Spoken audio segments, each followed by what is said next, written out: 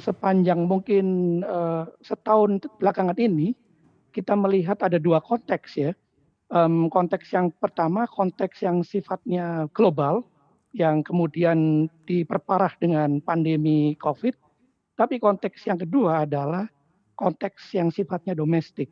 Nah, kedua konteks itu sekarang bertemu, sehingga kemudian memang diperlukan kepemimpinan yang kuat, dan tegas, yang saya kira basisnya adalah sains, karena kita menghadapi situasi yang memang tidak menentu, tetapi satu-satunya, referensi pemimpin saat ini adalah sains, terutama yang berkaitan dengan, epidemiologi, bagaimana, negara harus mengatasi, Mhm. pandemi ini. Selebihnya saya kira konteksnya lebih banyak dipicu oleh persoalan-persoalan, domestik, seperti yang terjadi di Belarus tadi. Begitu Mhm. Mas Daniel. Baik, tapi Ya. kewaspadaan apa yang perlu ditingkatkan terkait dengan mungkin kondisi global dan domestik yang Anda katakan tadi? Tidakkah ini jadi memperburuk situasi COVID-19 yang memang sudah buruk begitu, ditambah dengan konteks politik yang ricuh begitu di mana-mana? Iya, sangat mungkin. Jadi sangat mungkin itu yang akan terjadi, pemburukan atau pelemahan negara-negara, di sisi kompetensi pemimpinnya sebetulnya, ketika melihat, gejala-gejala yang, tidak menentu ini dan dengan, strategi yang tidak pas. Seperti misalnya yang terjadi di Brazil, Bolsonaro itu, sangat meremehkan, gejala ini, pandemi ini di awal-awal, ketika ini, apa namanya, merebak di negaranya.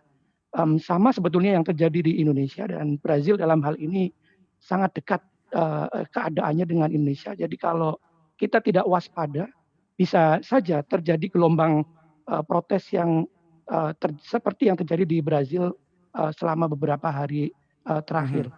Juga di negara-negara lain ya, seperti tadi juga sudah diuraikan di Baik. Thailand maupun di Israel maupun di Spanyol, gitu. Baik, Pak Riza, ini kalau kita melihat, seperti yang Anda katakan tadi, bahwa Indonesia juga punya hubungan erat dengan beberapa negara tersebut. Apakah kewaspadaan yang perlu diperhatikan? Tidakkah ini nanti mengganggu hubungan bilateral begitu antara Indonesia dengan negara-negara tersebut?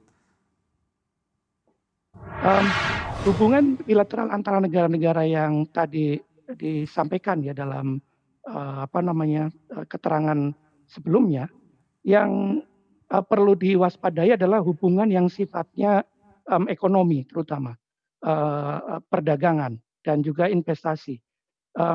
Kita belum Mhm. melihat efek yang langsung dari apa yang terjadi di negara-negara sahabat kita ya. Tetapi kalau melihat kecenderungan umumnya, bisa saja ini menjalar ke mitra-mitra dagang terbesar kita, seperti misalnya, Amerika atau bahkan China sekalipun. Meskipun, gelombang-gelombang unjuk rasa tidak masif yang terjadi di negara-negara yang tadi disebutkan, Baik. kita patut waspada apa yang terjadi di Amerika dan juga China, gitu.